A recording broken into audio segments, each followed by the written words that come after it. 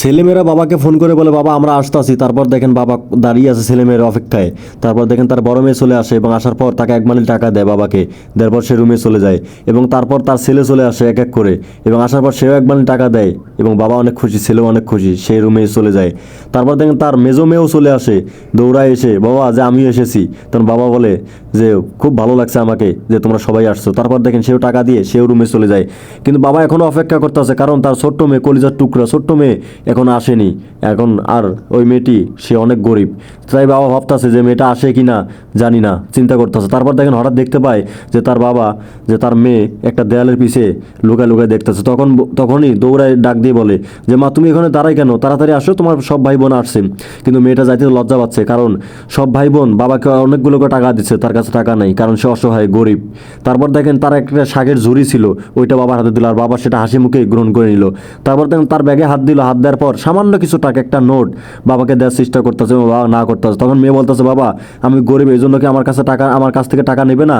তারপর বাবা বলছে আরে না রে মা, তোর তো আবার টাকা লাগবে, এই জন্য তোকেই বলছি। তারপর দেখেন মেয়েটা জোর করে বাবাকে টাকা দেয় এবং বাবা বলে যে চলো এবার বাড়িতে যাই, তোমার ভাই বোন সব আসছে। তখন মেয়েটা বলে না না বাবা আমি যাব না, আমার পোশাক অবস্থা দেখো কীরকম অবস্থা, ভাই বোনেরা যদি দেখে তারা হয়তো মন খারাপ করতে পারে বা অপমান করতে পারে আমায়, তাই না? তো তুমি চলে যাও, আমি যাব না। তখন তারপর বাবার মন তো, তাই না?